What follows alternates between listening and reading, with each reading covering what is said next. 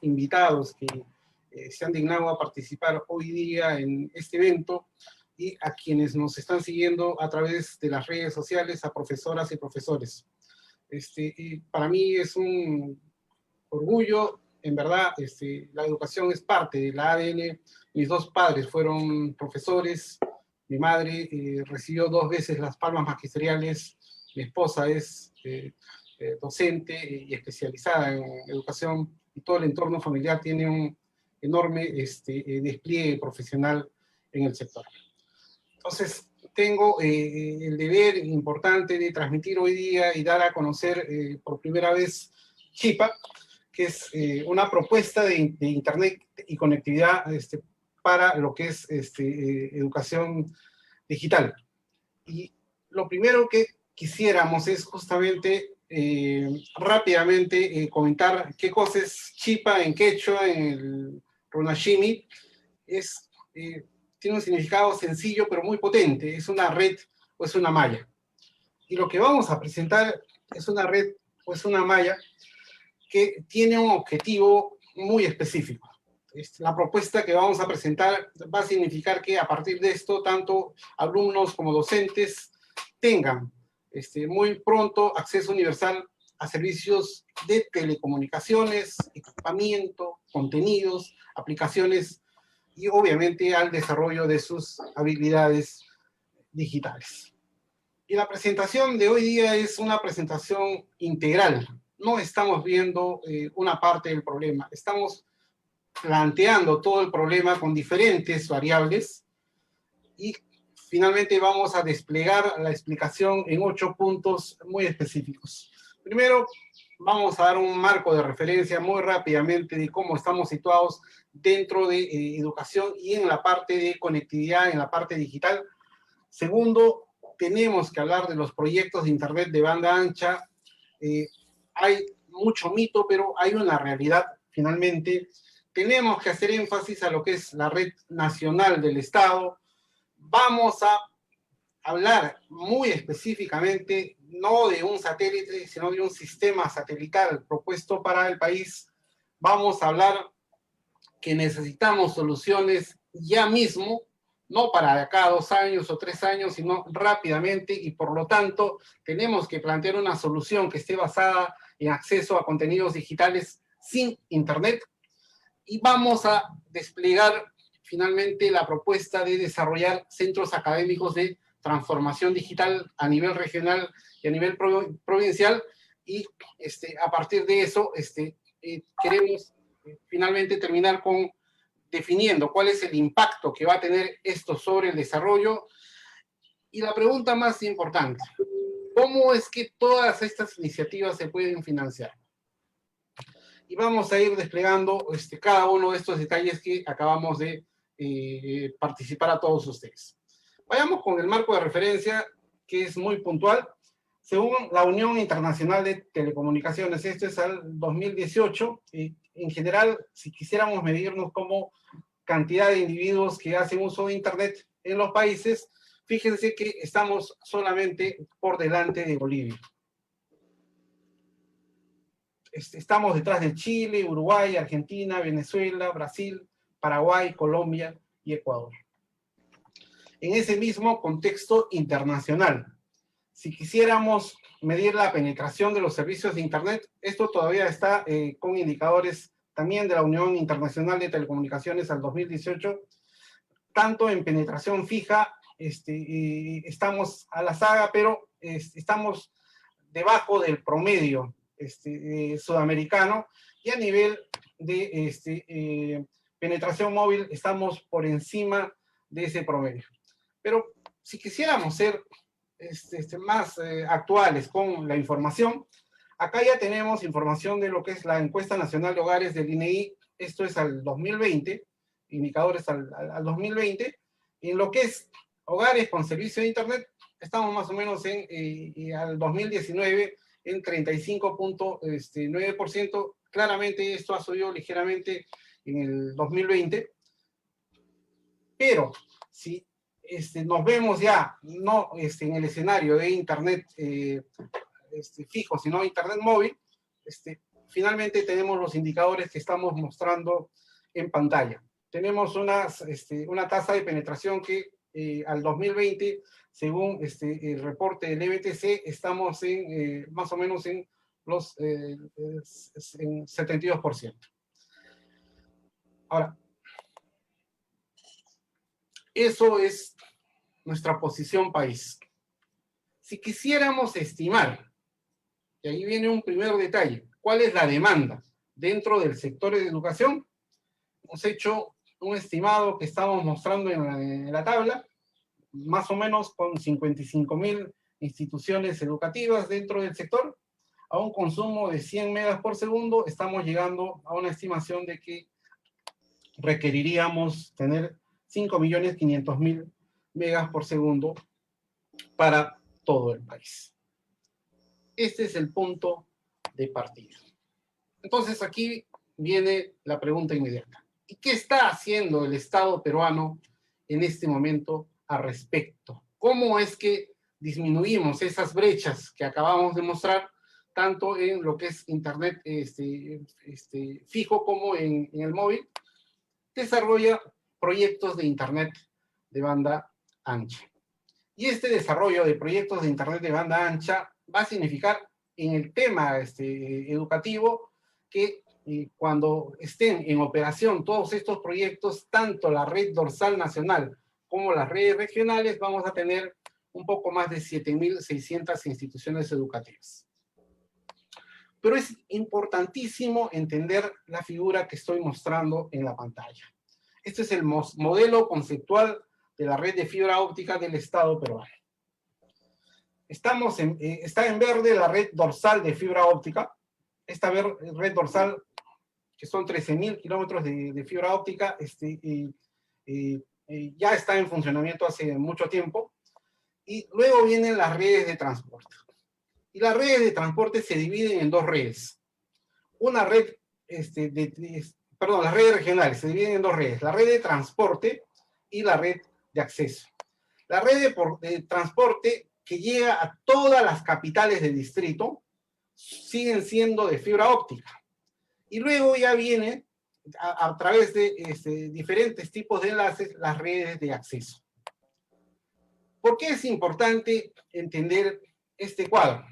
Porque luego vamos a ver cuál es la problemática con esta enorme inversión que tiene el Estado en estas redes de Internet de banda ancha. Fíjense que aquí empezamos con el servicio de Internet. 2, pasamos la red nacional de fibra óptica que llega a las 24 capitales regionales. 3, la red de transporte regional. Y 4, la red de acceso regional. Son 4 partes para llegar con el servicio de Internet a cualquiera de las instituciones beneficiadas. Pero, ¿cuál es la realidad de las redes regionales? ¿Cuántas están operativas? 4. Huancavelica, Apurímac, Ayacucho y Lambayeque. Según el MTC, para el 2021, para este año, deben estar terminadas Lambayeque, Cusco, Lima, Junín, Lima provincias, Junín, Puno, Tacna, Moquegua, Igua, Ica, Amazonas, Huánuco, Pasco, Ancash, Arequipa, La Libertad y San Martín. Hay 20 proyectos regionales, 17 de las cuales, según información actualizada del MTC, van a ser entregadas este año. Y cuáles todavía están en proceso de diseño de los respectivos proyectos de inversión. Tumbes, Piura y Cajamarca. Eso ni siquiera hay todavía un plazo cercano. Pero esto es la realidad. Y en términos de inversión, ojo, por favor, subrayamos esto, ¿qué gasto significa para el Estado peruano? Significa, por ejemplo, en la red dorsal nacional, una inversión de 333 millones de dólares. Y en el caso de las redes regionales, van a costar 1.990 millones de dólares. lo cual significa que toda la inversión que está haciendo el Ministerio de Transportes y Comunicaciones empezó con FITEL y ahora se llama PRONATEL, el Programa Nacional de Telecomunicaciones, va a ser de 2.323 millones de dólares. Al tipo de cambio de hoy día, más o menos 8.754 millones. 8.754 millones. 8.754 veces 1.000.000 de soles. Pero, ¿cuál es la realidad de estos proyectos de banda ancha? Al igual que, además, estamos sumando el proyecto de Napo, Putumayo y el de Manseriche, que está destinado para la selva, con las inversiones que estamos viendo que suman un poco más de 100 millones de dólares aproximadamente. El problema es que, uno, en el caso de la red dorsal nacional, el operador azteca está de salida. Están rescindiéndole el contrato a la columna vertebral de estos proyectos de Internet de banda ancha. Resulta que no hay factibilidad económica en la operación de ese proyecto. En los proyectos que ya están en operación, Ayacucho, Huancavelica, Apurímac, ¿qué es lo que sucede? El Internet de banda ancha que llega a cada una de esas regiones solamente está en el nivel de 2 a 4 megas por segundo. Y en donde la exigencia del contrato es que, en el peor de los casos, se dé el 40%, de eficiencia. Entonces, 40% en el mejor de los casos, de 2 megas por segundo, es ni siquiera 1 mega por segundo. Esa es la realidad, ese es el diseño que hizo el Ministerio de Transportes y Comunicaciones. Entonces, hay varios problemas aquí. Y los estamos señalando porque es necesario que lo conozcan. ¿Cuál es el criterio que debemos utilizar para poder dar un paso adelante y resolver estos problemas? Tenemos que priorizar el criterio de rentabilidad social. ¿Cuál es el objetivo principal de estos proyectos? La gente. Y la gente de los menores recursos.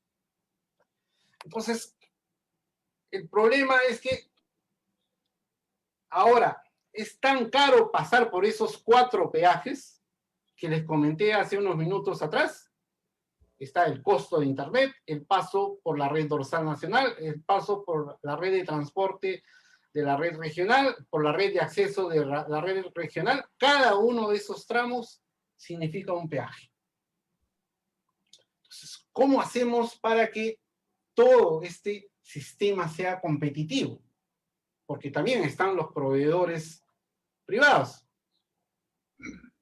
Tenemos que aumentar la demanda haciendo que todo el paquete de instituciones de educación pertenezcan a la red dorsal nacional. Y no solamente pertenezcan a la red dorsal nacional, sino que estén de manera operativa dentro de esta red dorsal nacional. Todo el paquete de educación. Segundo, entenderán que tenemos la red dorsal nacional y 20 proyectos regionales. Ahí hay 21 operadores. ¿Qué es en la práctica? Es un Frankenstein. Con una inversión que pasa los 8.500 millones de soles. Un Frankenstein enorme. ¿Cuánto se está usando, por ejemplo, de la red dorsal nacional en este momento? Entre 6 y 7% aproximadamente de su capacidad instalada. Es decir, es un elefante blanco. Entonces, ¿qué tiene que ocurrir? Que tiene que haber un operador que se responsabilice por la red dorsal nacional y el paquete de las 20 redes regionales. ¿Y cómo hacemos para que esos costos bajen?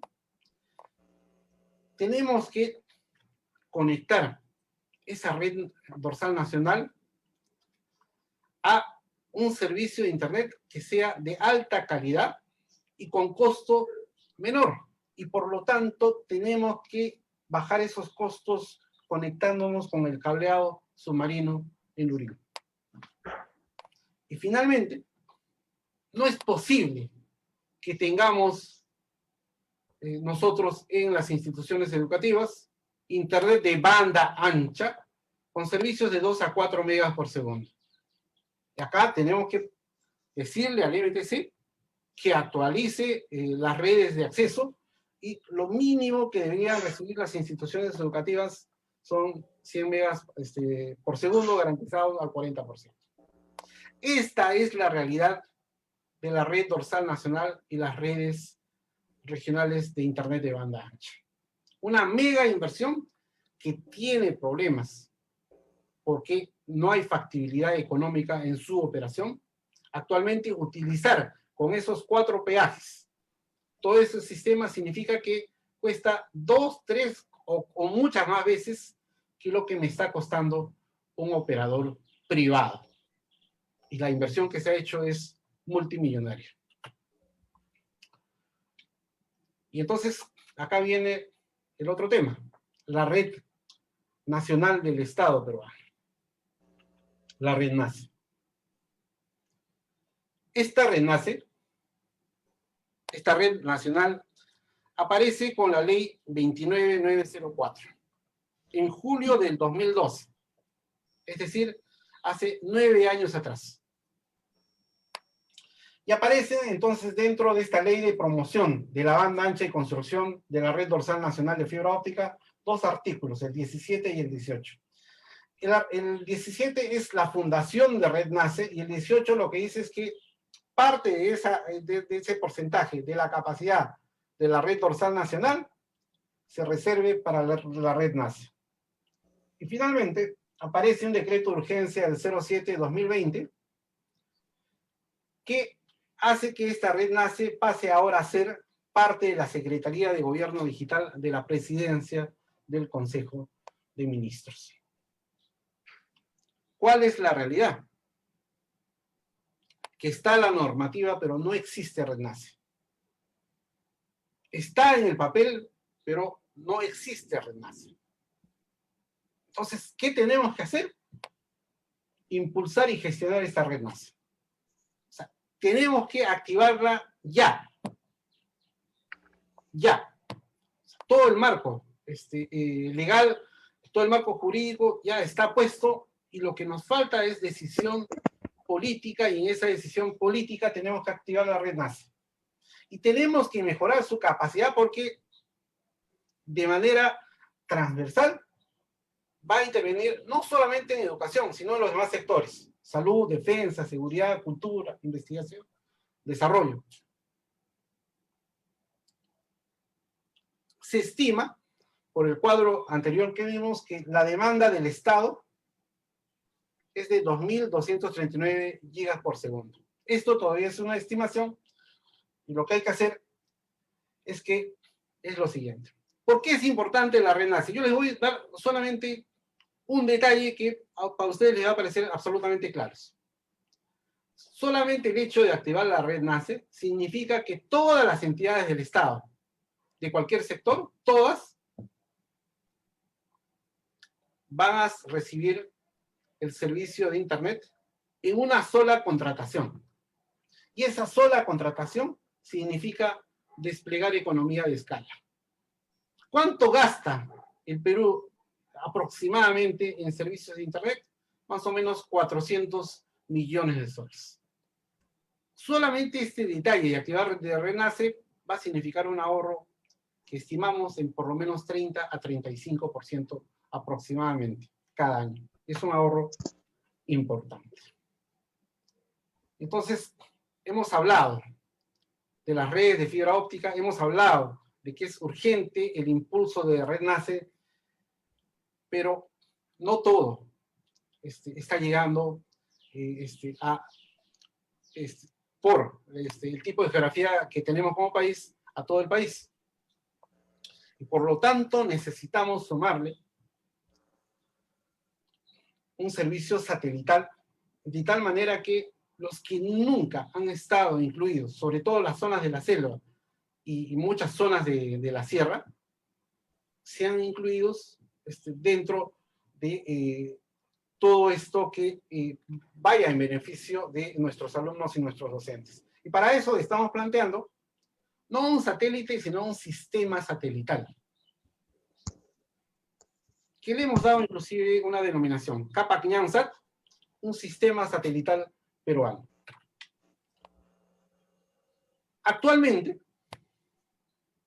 para que no haya confusión, el Perú tiene el Perusat 1, que es un satélite de observación. Es un satélite de observación que lo opera CONIDA, perteneciente al Ministerio de Defensa. Este es un satélite que está orbitando entre los 704 y 719 kilómetros de altitud. Y lo que hace este satélite es fotografía pancromática a 70 centímetros desde la superficie. Es decir, de muy alta resolución. Entonces, las fotos de Perusat son muy valiosas. No solamente para seguridad, no solamente para defensa, sino en general para desarrollo. Yo, como estamos hablando de fotografía pancromática, significa que yo puedo detectar en una zona de cultivo, por ejemplo, cuál es el cultivo de algún producto agrícola que me interesa. Yo puedo, y aquí está en la fotografía, creo que es elocuente, cuando hay un desastre, por ejemplo, en este caso, en Mirave, en Tacna, a la izquierda y a la derecha, vemos qué ocurrió, cómo era Mirave antes del desastre que hubo de inundación y cómo después. Y claro está, la tala de árboles, el catastro en las ciudades, esto es lo que hace el Perusat. Pero Perusat no es un satélite de comunicaciones. Entonces, ¿qué necesitamos? Un satélite de comunicaciones. ¿Por qué razón? Porque la gráfica nos dice lo siguiente. Estos son indicadores elaborados por el MTC y si hiciéramos un barrido de cantidad de poblaciones que no están conectadas todavía a un servicio de internet fijo, nuestra brecha está en el 65%. Y claro está, esa brecha está en la zona más pobre, en zonas de geografía compleja, y básicamente en la selva y en la sierra y algunas partes de la costa. Entonces, ¿qué requerimos dentro de esta solución? Requerimos que para educación necesitamos por lo menos 80.000 puntos de recepción diferenciadas, en general para el Estado. Y el otro detalle, que no podemos perderle visibilidad, cuando hablamos del Estado no estamos hablando de una empresa privada, estamos hablando de un ente mayor. Y ese ente mayor tiene responsabilidades ya no solamente sociales, sino qué ocurre en el caso de desastre mayor. ¿Qué ocurre si hay un gran terremoto, que es probable en alguna parte del país? Por ejemplo, Lima. ¿Cuál es nuestro plan B de comunicaciones? No lo tenemos. Tiene que ser el satelital. Si hubiera un conflicto armado, ¿tenemos autonomía dentro del sistema de comunicaciones? No. Entonces, geoestratégicamente,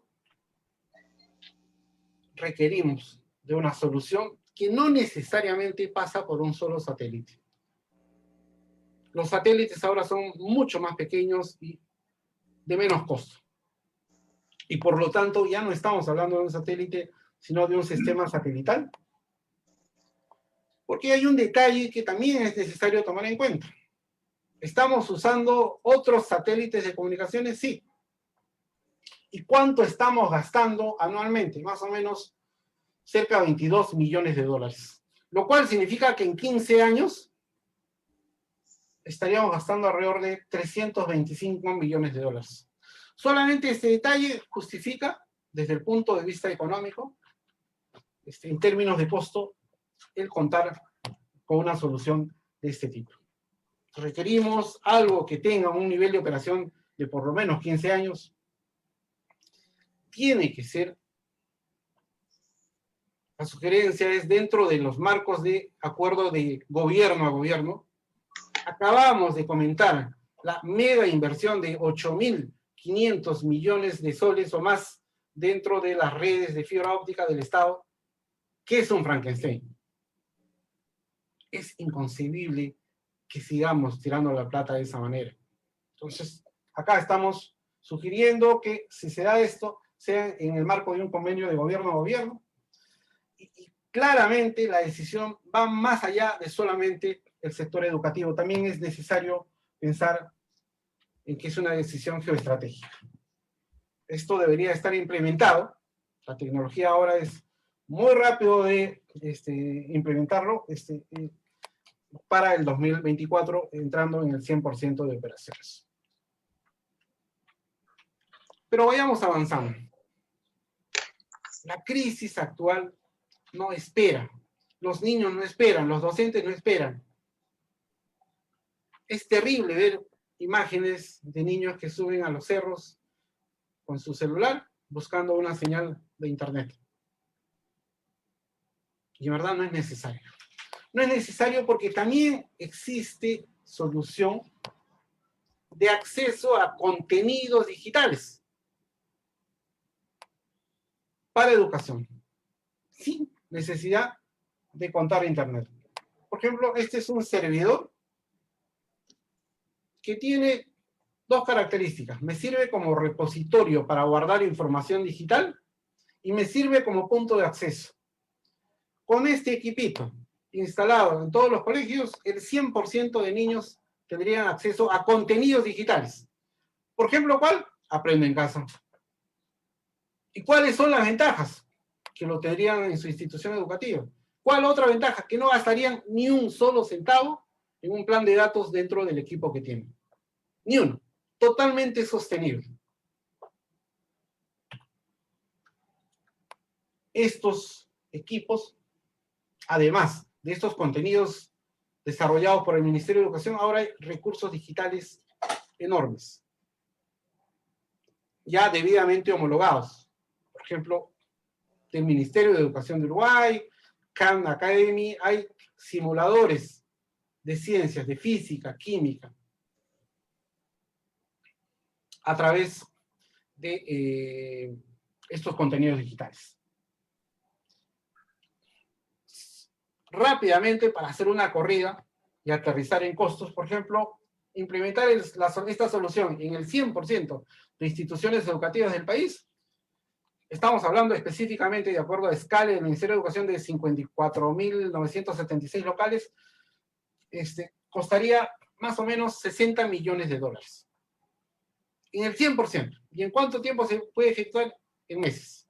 Es decir, de acá a unos 4 o 5 meses, el 100% de instituciones educativas, o en el peor de los casos, para el primer día de clases del 2022, podría estar implementada esta solución.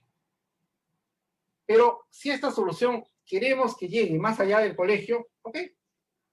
Le agregamos una torrecita y una antena omnidireccional, 360 grados, con una solución que incluya paneles solares, es decir, que funcione 24×365, o claro está que ahí la inversión aumenta y estamos hablando de unos 600 millones de dólares aproximadamente. Pero ahí está la solución. Acceso a contenidos digitales.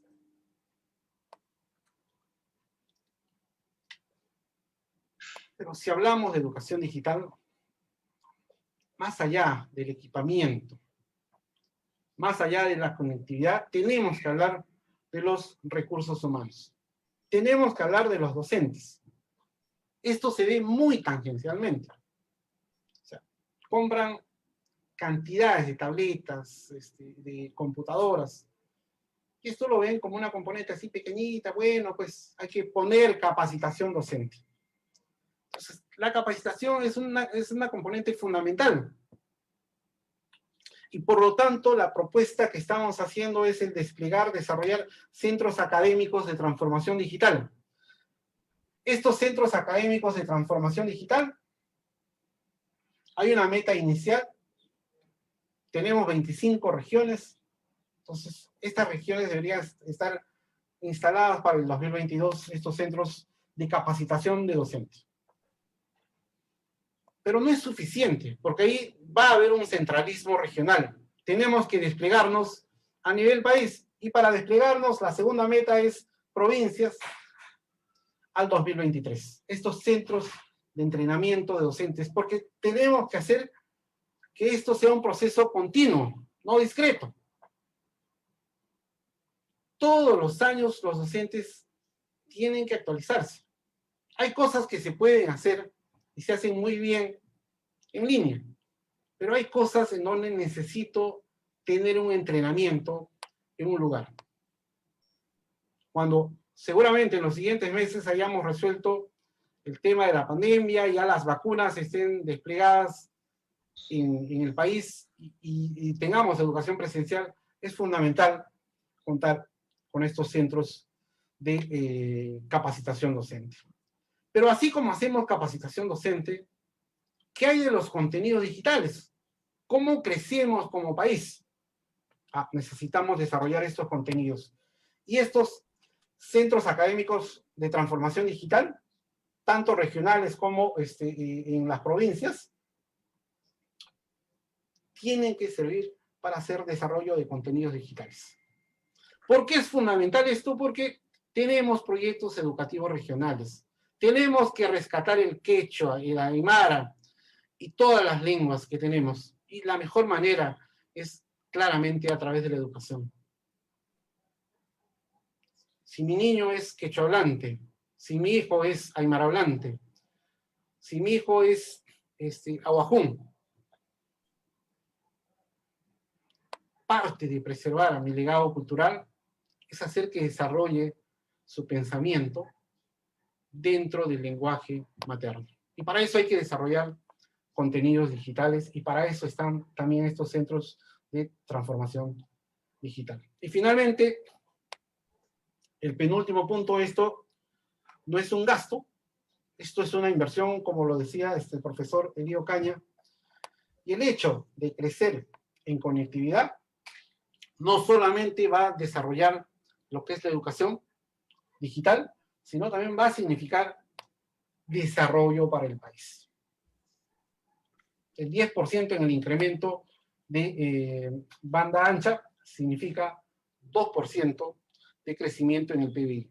Eso lo dice textualmente luego de un estudio el MTC. Y acá es la gran pregunta. Todo suena bonito, pero estamos hablando de millones y cómo lo financiamos. Y acaba nuestra respuesta. Primer punto. El solamente hecho de hacer que todo el sector de educación y en general todo el Estado peruano sea manejado de una sola cuenta de acceso significa ahorro. Esto es hacer economía desde Red Nace. Ahí hay una primera fuente importante de dinero. Segundo, ya les acabo de comentar que gastamos más o menos 21 millones de dólares anuales en servicios satelitales privados.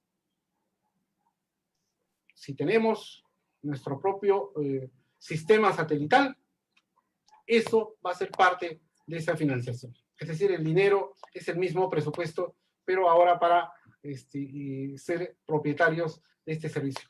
Pero acá van los dos aportes más importantes. La educación digital tiene que ser parte de una política de Estado. Y en esa política de Estado, claramente necesitamos el financiamiento. ¿Cómo se financian esos 8.500 millones de Pronatel? Se financia porque el 1% del monto total de facturación de los operadores de los servicios en general, de los servicios finales públicos, va a ese fondo. Antes se llamaba FITEL, ahora es el Pronatel. Entonces, ¿qué es lo que planteamos? Que no sea 1% este monto total de facturación, sino sea 2%. y la diferencia se vaya al sector educativo. Y la otra fuente de financiamiento es que cuando el Estado peruano negocia y vende espectro radioeléctrico, de manera variable entre el 20 y el 40% de esa facturación se va a los proyectos de Pronatel. De ahí estamos diciendo, oye, que ese rango sea del 30 y 50%, de tal manera que 10% se vaya estrictamente al sector educativo. ¿Por qué razón? Porque no podemos seguir sosteniendo burocracias. Lo que necesita el país es desarrollar educación. Y en este caso, educación digital. Muchísimas gracias y disculpen por los minutos que me he tomado, pero era necesario plantear todos esos detalles y más bien pasamos a la mesa de conducción.